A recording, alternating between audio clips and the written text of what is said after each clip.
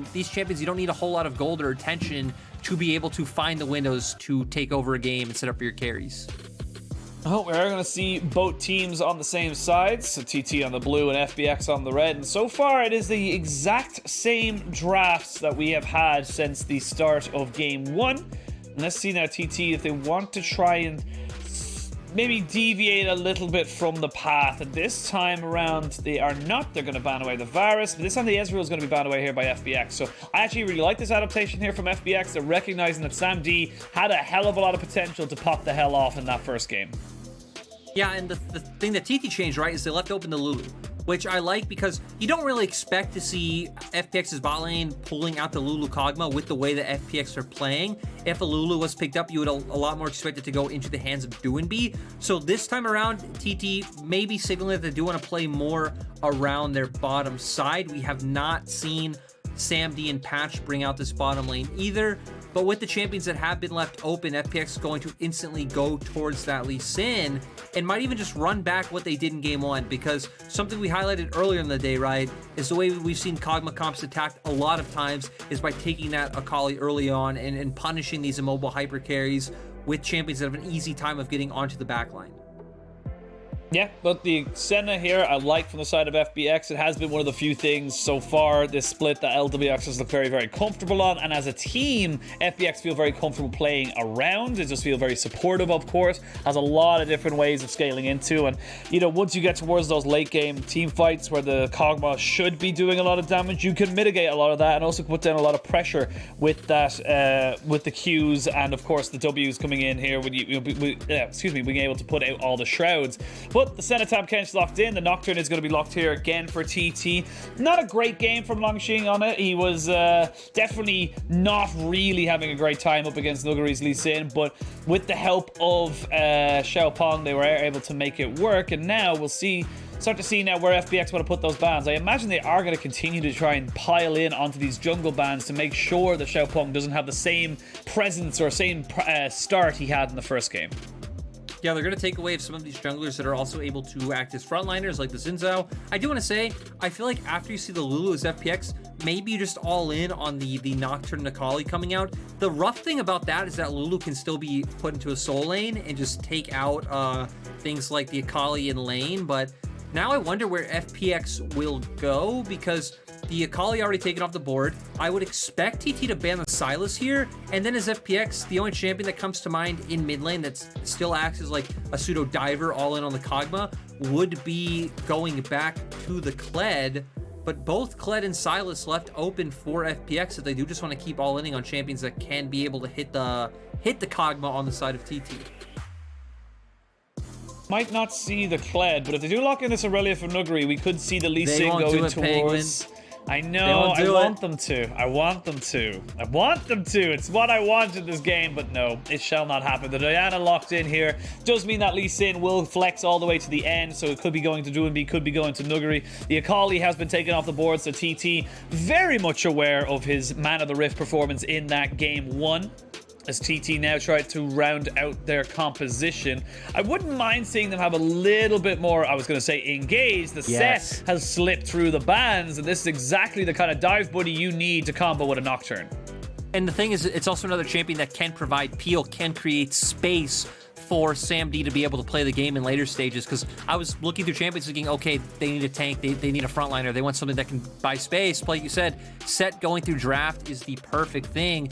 And now in terms of junglers, not too many AP champions left open with the Nidalee off the table. The only real thing there is the Lilia, but instead, they're actually going to flex the Nocturne into the jungle, something we've seen a little bit of, but not all too much. It has mostly been a top laner, and they're going to pair it with the Orianna. So not only having a pretty good dive, having the setup for the Orianna ball, as well having another shield for Kog'Maw coming in, and they actually are going to end up putting Doinb onto the Lee Sin, and Nuguri going to take the Naren to the top lane, so going to try to abuse out in that ranged versus melee matchup.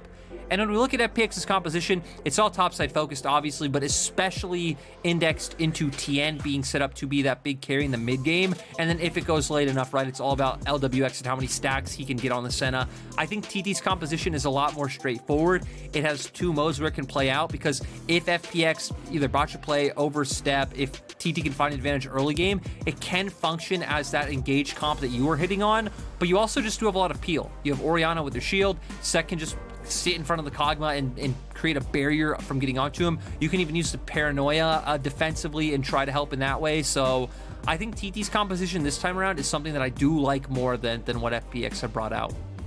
Yeah, honestly, I'm looking at the side of FPX's composition, and like at late game, how do you burn through the shields that will be coming in here from the Kog'Maw? Like, there's no real kind of go-to Serpent's Fangs user that you could really kind of, you know, index into, and it's going to become a very, very difficult time for them if they do end up kind of, you know, going later in onto this game. But like you said, they have got the tools now available to them to create a advantage for TN. It's going to be, we saw earlier today with JJ, very, very powerful champion in the jungle and can do a lot if given the resources. I definitely think we're going to have to be looking towards LWX speed, someone to pick up a Serpent's Fang decently early on in this game. And if TT are able to execute their game plan and this game is able to go the distance a little bit, it's all going to be on LWX's shoulders. So, you know, there's other possibilities, of course. You know, Nuguri can come in with a massive Mega Gnar ultimate, and that can combo with what TN wants to do. The Dawning Shadows on Senna comes out on top of it, and then maybe you're able to burst out SamD or Yet in that exchange. But any extended fight that, you know, like after the initial burst comes out on both sides should definitely be favored for TT later on. And we're going to see FPX. Looks like they were kind of hovering around bot side for if they could catch TT out. We are also going to see Patch running the Ignite, which I don't think is all too surprising. You definitely have a advantageous bot lane matchup this time around by having the Lulu up against the Tahm Kench. Yeah, it's going to be a little bit easier for them to, and we talked about it in our earlier series, but of course the Lulu Kog'Maw has a lot more priority into a lane than you would probably expect it to be, and that's a big thing that people kind of forget about, is that yes, it's a massive late game monster, but it still has that early game prowess, that early game potency to be able to make opportunities and create, you know, situations that will end up being helpful to your team. For TT, it's all about making sure that they can maybe limit as much as possible this Senna stacking, maybe get a couple of early plates and be the first ones to roam out, because the longer this laning phase goes, the happier the side of FPX and specifically LWX will be. Yeah, 100%. And for FPX, we're definitely going to have to see if they can find things going early on. They don't have a ton of setup for the Diana in any lane, so I think you could potentially look for plays around the mid lane especially. We saw earlier in the day how that works out with Scout on the Lee Sin performing exceptionally and setting up many ganks for JJ.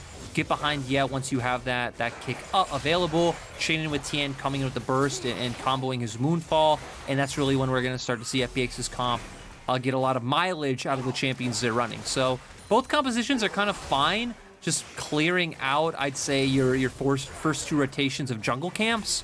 And for TT, it's going to be about your bot lane winning on that 1v1. For FPX, it's going to be about Nuguri being able to get his advantage in the range versus melee matchup, or if Longshin can find some sort of face breaker into nice engage while Nuguri is in mini form.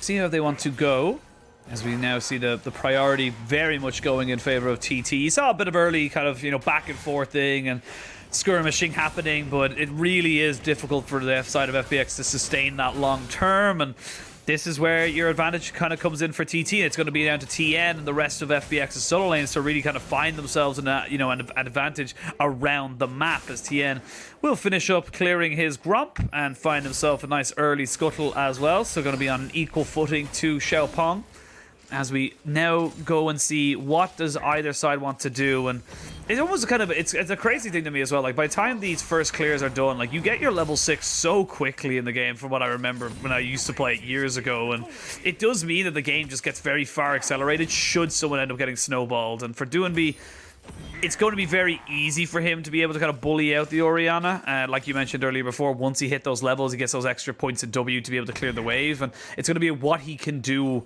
with that priority around the map that's important. And for FPX, they will be definitely, you could see them, as we mentioned just before we went out, they were not happy with how they won that last game.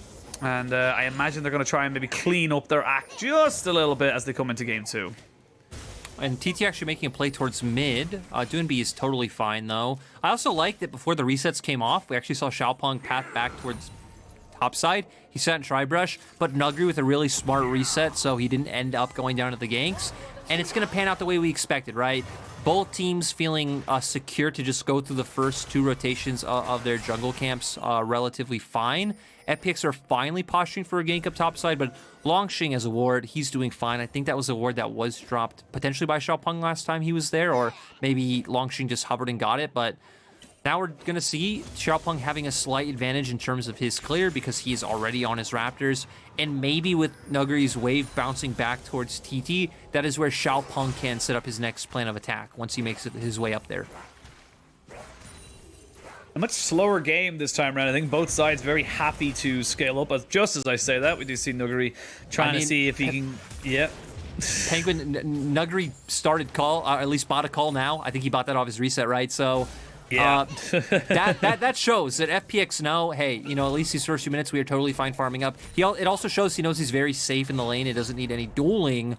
But Xiaopeng is here like we expected. Flash Facebreaker. Oh, God, he's dead, Nugri. He's dead. trying to run away. He's got Flash, and he's got Hop available to him, so now we can see where he wants to go. And, oh, the Dustbringer misses! Does not hit the Qs, but does not get the extra little bit of movement speed. Nugri should be able to get out. No, never mind. Dead. He has been hit now. He gets hit by the tower, just wasting as much time as possible. Xiaopeng picks up first blood, but Tien knows with all that time that's been spent on the top side and the priority he has just found himself with mid and bot, he can get this dragon for free.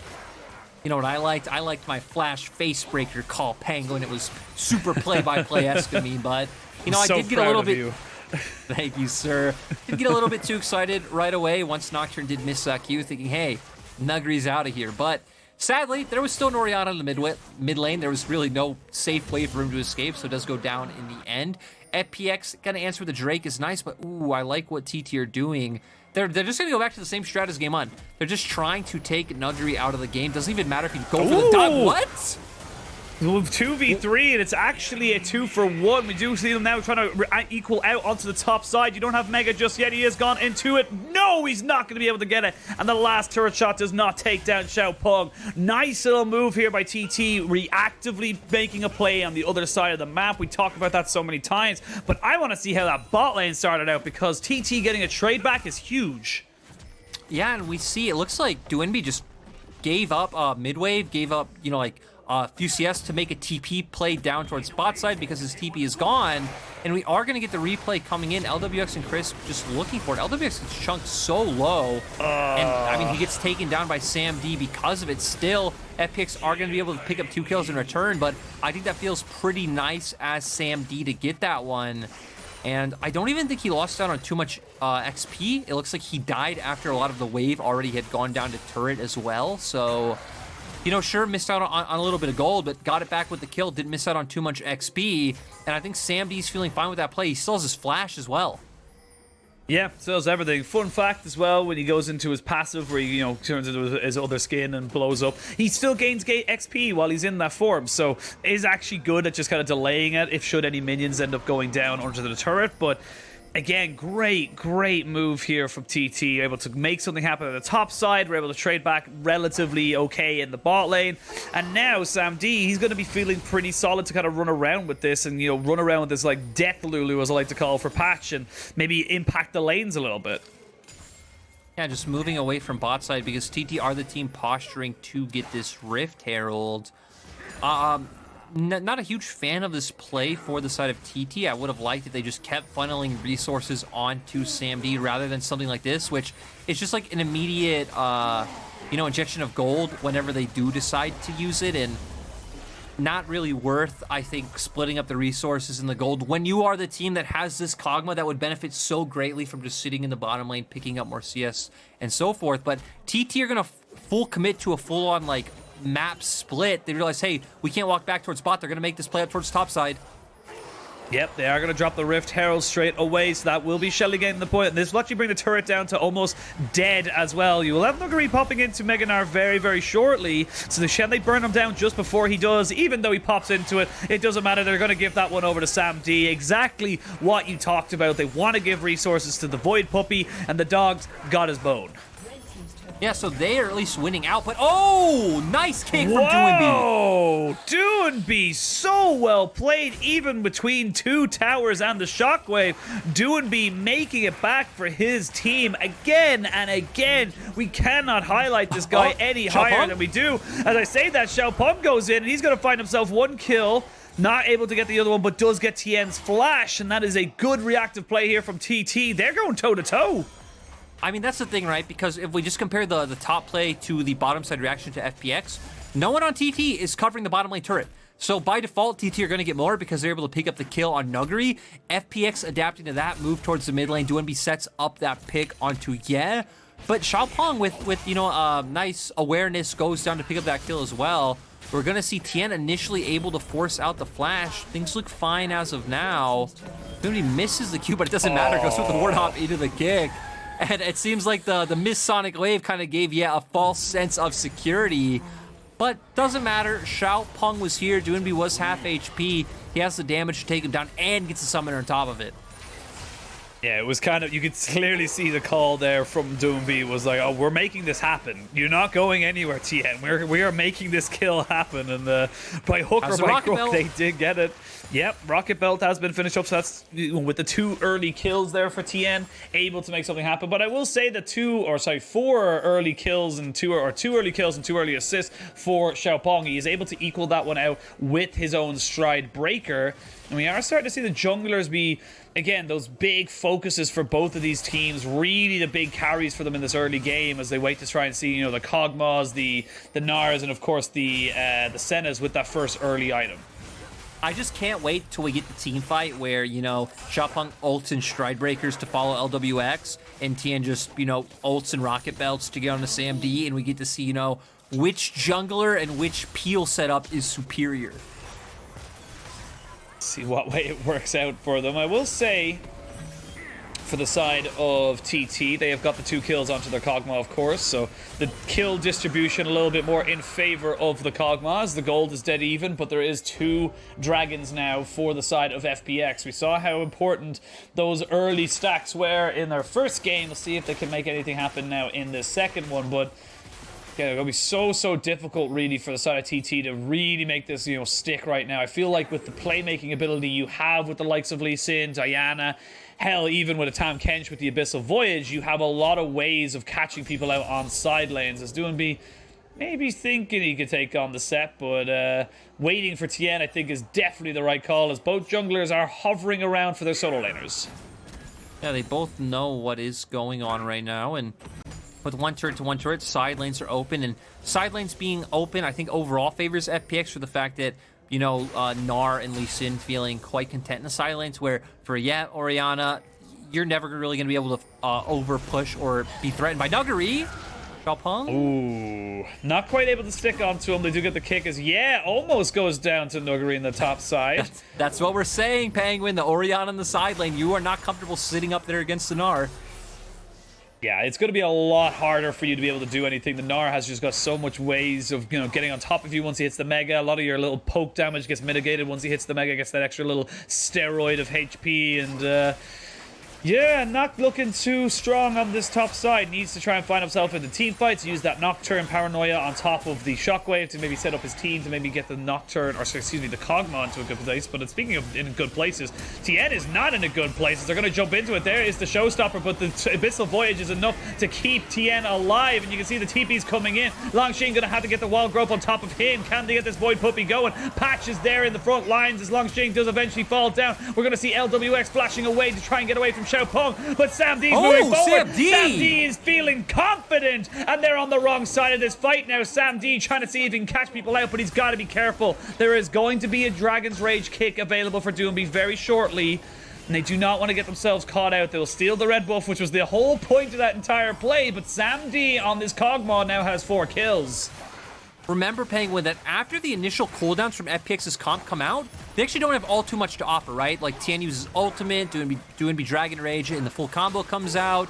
If Nuguri throws down his ult, it's like, hey, your only champion that's providing any bit of DPS is LWX. So SamD gonna have a very easy time following up these kills. Xiaopeng might be caught. Might be a little bit caught, but you can't let that fear come in. Now here's SamD trying to go for it. Oh, nicely done by Clean! Clean as you like, using the Nocturne to get him out of the situation. Chef's kiss, beautiful. Yeah, that was just a really nice angle coming up from him, but FPX still want to punish. They're threatening a dive mid. Yeah, are going to be maybe threatening this one. SamD's not got a lot of mana right now, so it's going to be very difficult for him to go for something. As I say, that SamD maybe in a better position to try and keep himself alive. I lied, Tien on this backside. But we're going to see Crisp going to be able to go jump in, and they're going to swap that one out. So still SamD able to get down the shutdown onto that Diana. TT really trying to fight this one back, but FPX, they will not let this one go. They know that they have the stronger players. They know they can make things happen if they just align all their ducks in a row. Speaking of which, we're not going to stop the action. It's got to keep going as they jump straight in on top of Nuguri, and he will fall as Longxi picks himself up his second kill of the game. And it's all action all the time. This is the LPL, Jordan. We're well used to it now.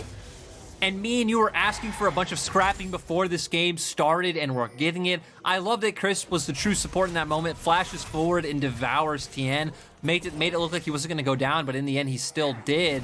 We're going to get a replay of this, though. Q's in as the spell shield didn't come down in time, follows in with the E, and then he just knows, hey, I can keep following up on this, kicks him over the wall to safety, gets another Sonic Wave, follows in, and I mean, takes a sip of the water or coffee, whatever he's drinking right after. Just another day in the office.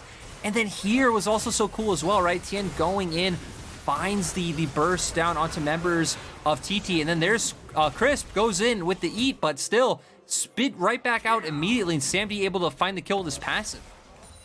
Yeah, a little bit maybe preemptive with the spit out, and SamD able with the passive. Probably the one time I've ever seen the passive work out very, very well. But top lane, DoinB does get himself a Rift Herald, pops it into the top side, and they're going to be able to take themselves their second turret of the game. They've got a 1,000 gold lead, and 10 seconds until this dragon spawns. Longxi has got TP, but this is a TT. You know, they need to fight now. I feel like they're going to fall too far behind in the dragon stacking again. They need to try and maybe stop this stack as quick as they possibly can. Yeah, and we see that members of FPX are already here, right? Nuguri's made his way over. DoinB made his way over after dropping the Rift Herald. Longxi does have TP if they decide to contest, and it looks like they almost cut out Nuguri. Oh, Penguin, look at the big flank from Longxi.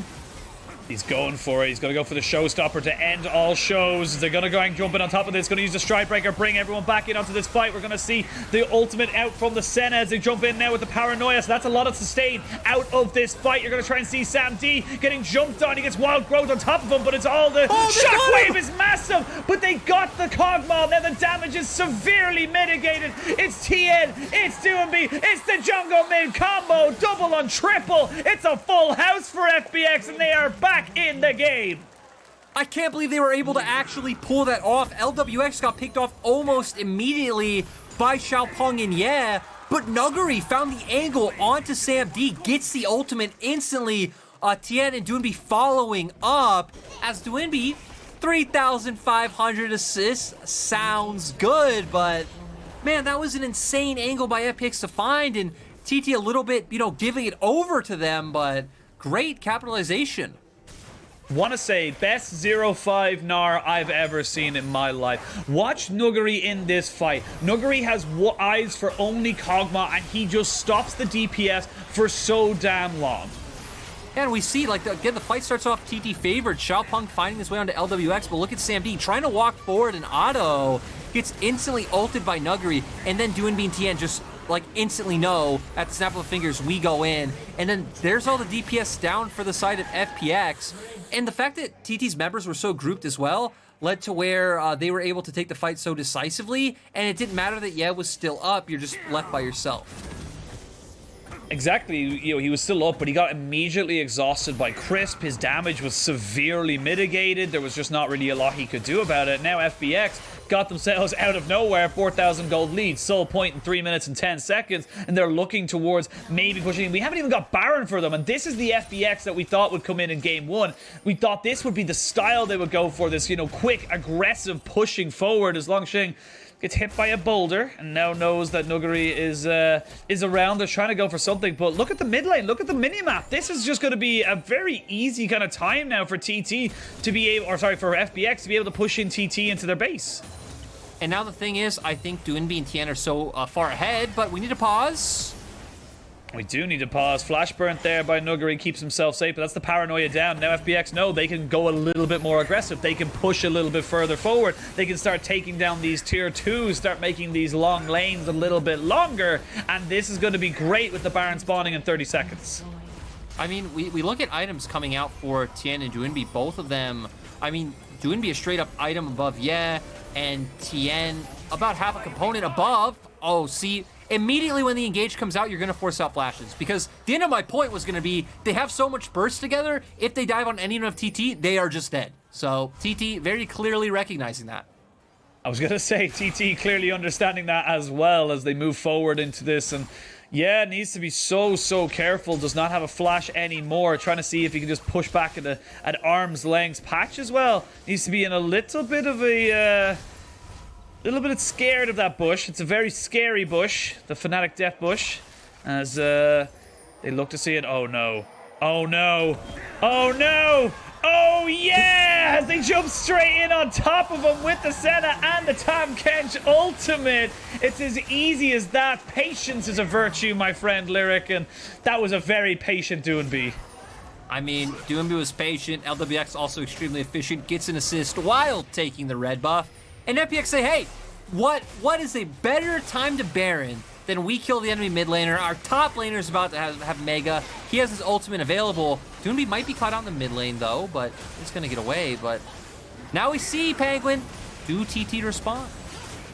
I don't think they really can. They are going to maybe try and go for this one, but I think it might be a little bit too little, too late. Paranoia going to go in. They're going to jump in. They're going to try and go. TT get the Baron, and they get the showstopper on top of it. It's going to be Longsheng. We salute you, sir. The honorable sacrifice on top of the Baron steal, and the rest of TT get out clean. All they needed, Penguin, was the English broadcast that they've never listened to, never heard of, to yell at them to do it. They needed to know that the confidence, that the belief was there. And I believed. I believed it was going to happen. I didn't know that was going to happen, but I believed TT were going to pull through. They did it. I'm a genius, and yeah, back to results-based analysis for the win. True.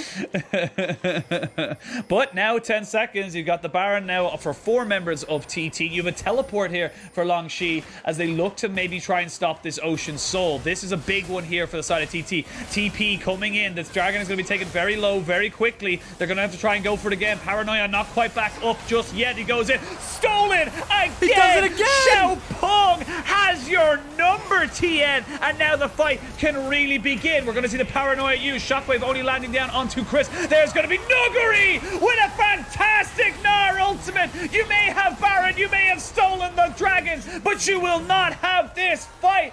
Nuguri is just a monster in this game. Man, the fact that he gets set so far behind, kept both games, and still finding massive impact despite so many deaths is huge. And Doinby isn't done here. Gets another one. That's the decisiveness coming out from FPX. They were done with the shenanigans. They were like, all right, you're getting a bit too hypey for our likes right now, TT. You got yourself a Baron. That's one thing. But a Dragon and then the team fight? No. And that is just a massive move there for FPX to get themselves a nice bit of gold injection. It does still stop the Dragon stacking for TT, so they got their objective, but their Baron play is effectively null and void. They do not get any benefit out of that. It is more of a denial than anything else. Yeah, exactly. Still, though, 8k gold lead for their side, right? They feel completely fine going forward with this match state. Though I do want to highlight, Sam D still a massive threat. Doesn't have his flash up, but Sam D might not matter right now because Ye is probably dead. Yeah, is dead. He is definitely dead, and this is just such a fantastic display here from Tien and Doonby. 8-1-8, 8-1-7, almost identical in their scorelines. And two people there, you can see there, Longxi and Xiaopeng, they're running away. They're running for the hills. They cannot deal with Doonby on this Lee Sin. And having a look at LWX, he's got himself almost 100 souls, so he is going to be starting to ramp up very, very nicely. I believe he's on 97. As soon as this red buff gets taken down, it should be on 98. And this game feels all but done, but I can't say that right now because TT, they're holding on by their fingernails. TT, at least, you know, have a decent amount of wave clear coming out with both Kog'Maw and Orianna on the composition. We have seen punished quite a bit just by the amount of dive able to come out from their composition. Xiaopeng just going to come in, smite that away, say that is mine, Sir Tien not even getting a chance to smite. Sam D going to get chunked pretty low, though. Looks like from LWX. He's actually going to be able to flash out and avoid... It doesn't even need to flash, just walks out of the Gnar ultimate, but, you know, it doesn't matter. Nuguri hits the ult on everyone else. Doesn't matter if the Kog'Maw survives, if everyone else is dead. And, yeah, Nuguri keeping the hopes and dreams of the FPX hopeful alive.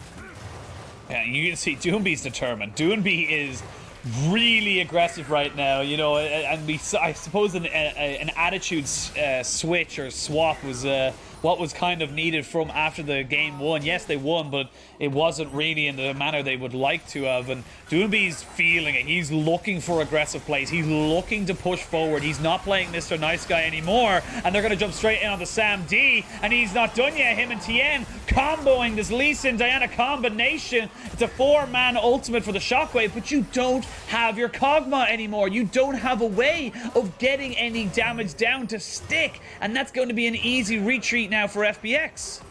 I love the fact that Doonby and Tien just are at the point of like, yo, we're 9-1, we're 8-1. If we get on this Kog'Maw together, he is just gone. It doesn't matter if anyone else is around, they do it. And Doonby's still going. He has so much protection coming in from the Tahm Kench Devour, from the sustain from LWX. They can keep pushing in this mid lane. Nuguri has a way for bot side right behind him as well if FPX just want to start pivoting and turning down there as well. But Sam D is about to be up. With Sam D coming back, they can't really risk it again, but they do get what they wanted. They got themselves the inhibitor. They've got a minute now until the Baron, a minute until the Dragon Soul pops up again. You have not got 3 items onto your Kog'Maw just yet. Still waiting for the Navori Quick Blades to finish up here as we have a look at the replay. And this is just Sam D just walking forward. You know it's coming, buddy. Just straight up an unforced error. I mean, that was a nice route coming out from LWX to start it all up. And Doonby follows in. Tien goes in with his ultimate. And, you know, at the end of the day, it's done and dusted right there. So like you said, Sam D walking up. And LWX just finding a nice time to land the route. All right, 30 seconds.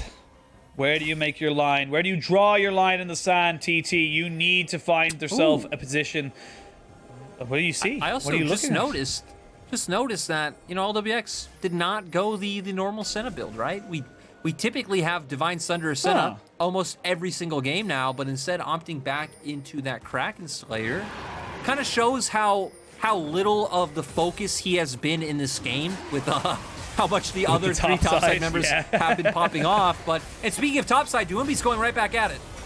They're going to go in. They have got the paranoia. Xiaopeng, they have one. Oh, no, not quite able to get in, but he's going to use his paranoia to get himself out. That is the Ocean Soul here for the side of FPX. And you can see they are not done. They are trying to keep pushing forward. Doonby, a man on a mission, demented on this Lee Sin to make this game work. He does get the Dragon Rage for the engage, and now they can keep pushing forward. The Shockwave only lands onto 1. This game is done.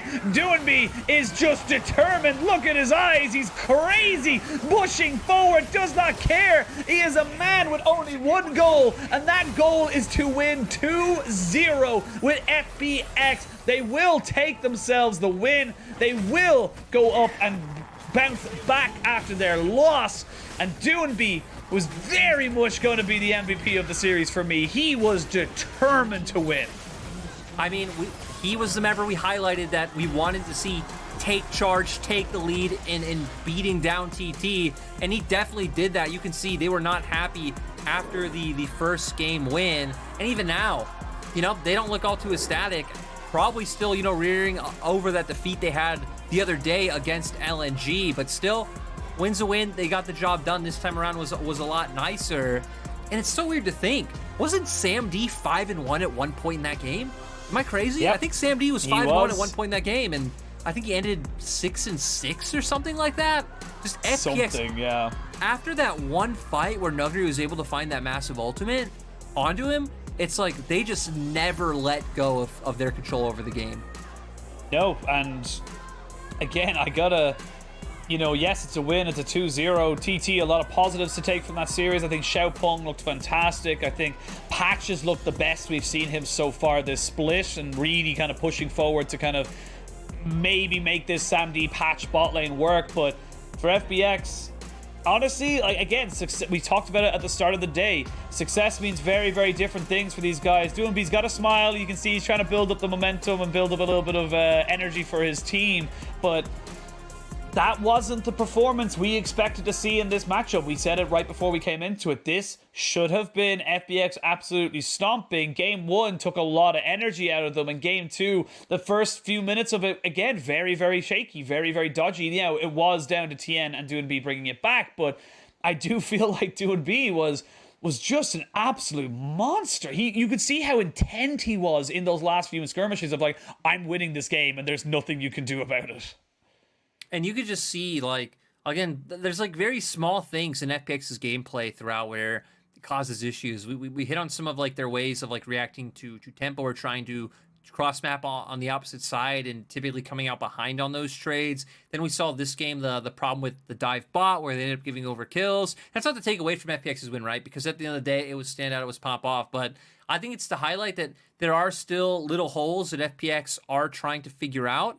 I think the overall benefit is, after the amount of series we've seen, I think we can massively come to the conclusion that this meta is quite nice for FPX and is allowing their best members to be the ones that are shining and taking over games. So yeah, definitely some, I think, positives and negatives to come out with for FPX. This one will be a nice little bit of, I don't want to say morale boost, because, right, like, even ignoring like fan or broadcast or anyone's expectations, if you think about it from FPX's angle, they probably think, hey, we should win this, so they're not going to take away too much from it. But still, a little bit of a boost that they can take from walking forward. And the fact that Lee Sin did the most damage in this game is absolutely disgusting. Yeah, he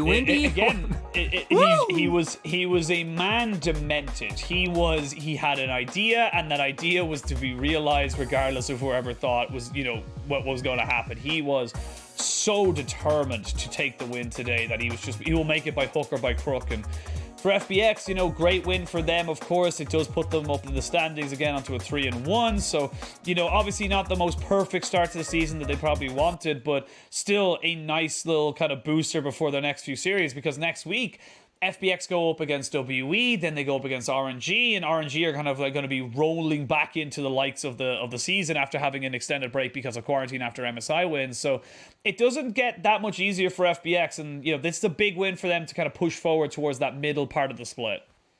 Yeah, definitely. FPX, I think, I feel like for FPX, we've seen a lot of what we've seen over the years. There we go. That's the point I'm trying to look for, is that, like, they're still relying on the same strengths, even if they are utilizing it in different areas, right? It might not be 2019 of just dive bot, but like the crutches of this team and like the mid-jungle support, how they look for skirmishes early on, how they play around certain vision and side lane plays is still very much true.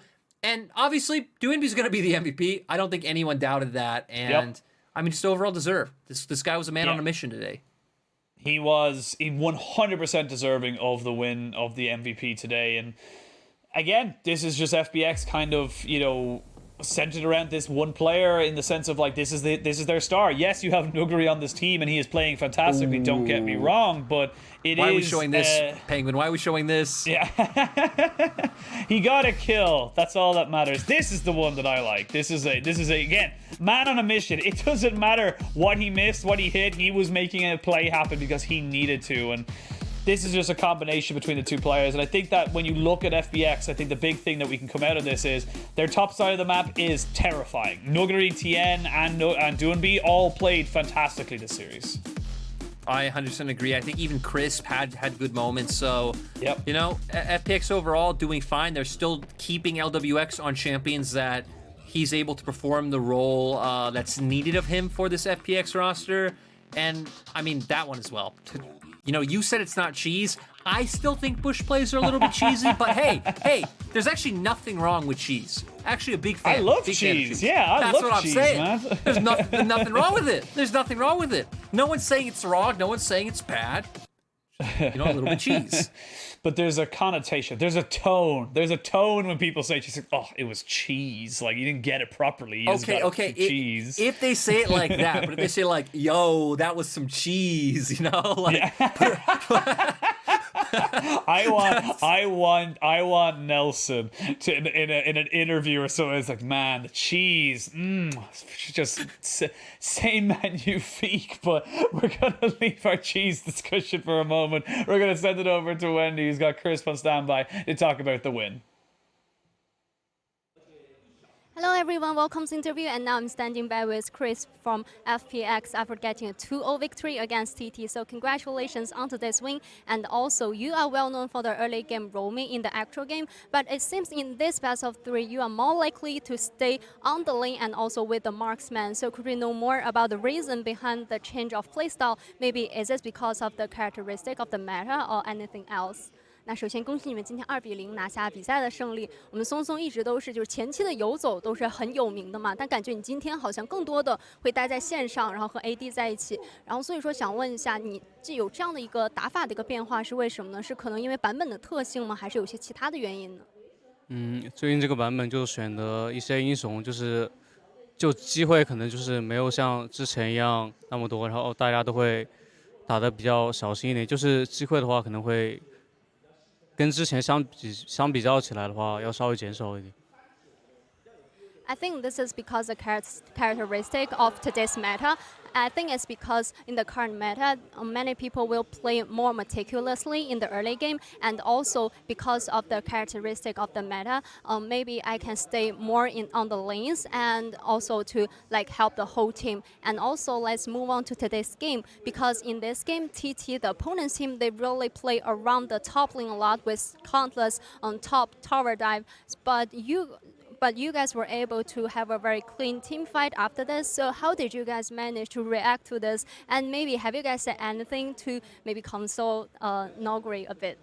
那说到今天那个比赛，感觉 TT 你们的一个对手好像是更多的，然后去针对一下上路，然后特别是一波一波的对上路进行一个越塔。所以说你们之后是怎么样在团战之中啊，然后包括是进行一个处理和应对的？而同时有没有对我们的牛宝稍微说些什么，比如安慰一下他之类的？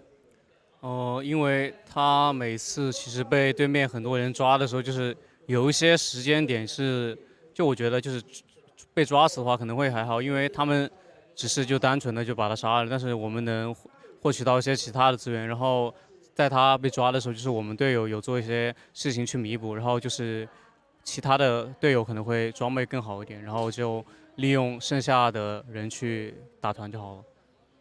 Although sometimes the opponent's team, they try to make use of the number differential to make the top tower dive, but we feel it's okay about this because while they are making the tower dive, we can get more neutral objectives, and also we can get more leads, or maybe there are other teammates, we can have an even better item build. So I feel it's okay that the opponent's team, they try to target a lot on Nogri, because we can cover that with all the cooperation or coordination from the whole team. And definitely you guys perform so good. And my next question is, it feels like in the current metas, the presence of so many flex picks allows the more possibilities in composing the draft, like today's Unleashing or Nocturne. Those champions can be appeared in different positions. And also FPX players, you guys have a very wide and overlapped champion pool. So do you feel these characteristics of the meta can really beneficial the whole team? 那下一个问题也是，我们感觉这个版本好像很多摇摆位我们都可以拿出来，这些摇摆的英雄，就比如像今天的盲僧啊，包括说梦魇。然后同时呢，我们也觉得，我们 FunPlus 的很多选手都有很广的一个英雄池，而且还有很多重叠的部分。那你觉得就是这些摇摆的英雄的可能性，会不会是就是能让我们的小凤凰在这个版本中，尤其在 BP 的阶段能够获利更多呢？因为我们上中就2个人，他们的英雄池都比较深，然后他们就是能选出来的英雄也很多，就是我们可以先选出来，然后作为一个就是摇摆位置去做到一些迷惑对手的选择，然后会利用这些选择，就是争取让我们上中两条线上都取得一些英雄上的优势，或者让他们就是玩得更加舒服一点。I feels like our mid and top laner now Grant doing being those two players, they have a very broad champion pool, and also maybe we can make super good use of those flex picks. Maybe we can pick some of those champions in the first a few picks, and also we can fully make use of this and in the ban pick phase. So because of this, those two players or the solo lanes, they can have a rather comfortable laning phase, or we can have, or maybe even have a counter picks. So because of this, I think the whole team can get some benefits based on these characteristics of those flex picks. And my last question is, but we still feel FPX, you guys have a rather tight schedule because next week you are going to face against WE and RNG, those two quite strong opponents. So which part do you think the whole team can still improve further? 那最后一个问题也是，当我们感觉小凤凰的赛程还是比较紧的，在下周你们要去接连面对 WE 还有 RNG， 然后所以说想问一下，你可能觉得队伍哪些方面还可以继续的进行一步提高呢？我觉得更多的话就是我们前期的进攻的节奏吧，要抓得更加紧凑一点，然后在前期进攻节奏取得优势的情况下，就是我们中期要打得更加紧凑一点，就是不能犯一些那种比较低级的失误，然后来掉点，这种情况可能会是我们目前就是最需要进步的地方。I think we still need to make some improvements on the early game tempo, and also for the mid game, we try to have a rather tight pace and also to make less mistakes. So I think for these parts, we still need to make some preparation and make some improvements on. And thank you for the sharing and congratulations again. 那再次恭喜你们，也希望你们接下来的比赛都可以赢下来。And back to you guys. Bye bye. Thank you so much, Wendy and Crisp. And yeah, keeping it humble. You can see, you know, lots to improve on before they go into their kind of gauntlet week 3. But still, good to get the win. Good to kind of come out of it. And, you know, a lot of praise going to a lot of his teammates as well. I just love how he highlights, hey, you know, in the bot lane, we have an easier time with picks because Doinby and Nugri are always willing to early pick their champions, and they do have a lot of flex picks between both of them. So highlighting not even in-game, but the top side of the map, bringing a lot of flexibility and comfort for their bottom lane. Yeah, it really does feel nice, I suppose. It's like when you're playing a solo queue game and your top laner has 4 kills up and you're like, yes, the pressure's off. I don't need to perform as crazy as you might expect it to be. But yeah, still a great win for the side of FPX. And, you know, let's have a look at the results of today, because it was our first 3-game day as we came into the end of it, and it was kind of a